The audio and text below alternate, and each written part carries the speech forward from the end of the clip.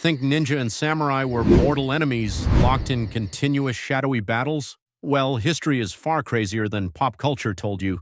Killua here, ready to reveal the brutal truth behind ancient Japan's deadliest legends. One ruled with absolute honor and devastating steel. The other struck from the dark using deadly tricks and stealth. But how did these two distinct classes actually emerge? And if they fought in a real one-on-one battle, who really wins? First myth to bust. Ninjas weren't mystical shadow wizards, and samurai weren't always pristine, honor-bound heroes.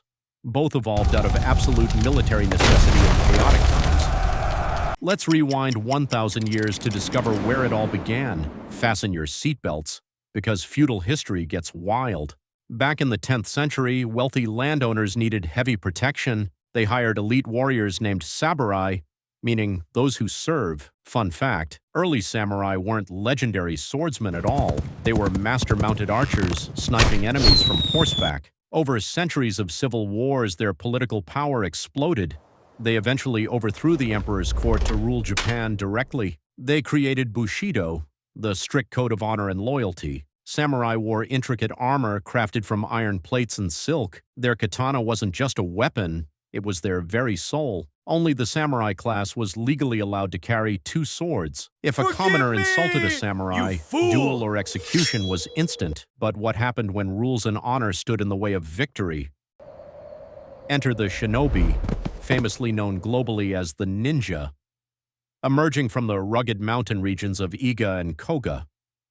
Unlike samurai, ninja were independent clans, often farmers and villagers. They couldn't afford expensive iron armor or fancy steel swords, so they mastered asymmetric warfare, stealth, and survival tactics. Forget full head-to-toe black outfits, that's mostly theater myth.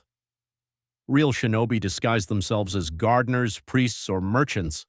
They repurposed everyday farming equipment into terrifying lethal weapons. They used poison, intelligence gathering, and psychological warfare. Why fight fair when you can win before the enemy even knows? In fact, many samurai actually hired ninja for dirty operations. Which leads to our big question: who wins in a direct clash? Scenario 1, an open battlefield in broad daylight. Here, the samurai absolute dominance is utterly indisputable. With heavy metal armor, lifetime sword mastery, and lethal range, a ninja's light cloth and short weapons stand virtually no chance. Samurai trained from childhood in frontal martial arts and killing blows. But Scenario 2, a pitch-black night inside a fortress. Now the entire battlefield shifts completely in the ninja's favor.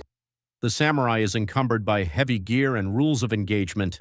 The ninja uses poison darts, blinding powder, and instant ambush. A ninja's objective was never a fair fight, it was mission completion. If a ninja was forced into a direct duel, they had already failed. So who takes the ultimate crown of historical supremacy? Historical reality check. They weren't rival video game classes. In truth, many samurai were trained in ninja stealth tactics, and high-ranking shinobi were frequently rewarded with samurai status. In raw, open combat power, the samurai wins hands down. In strategy, espionage, and survival, the ninja is undefeated. Killua's verdict? They were two sides of the exact same war coin. Samurai maintained the order while ninjas did the unseen work. Which one would you choose to become in feudal Japan? Let me know down in the comments below right now. Drop a like if you learned something new today, and subscribe for more insane historical myth-busting episodes. See you in the next mystery. Killua out.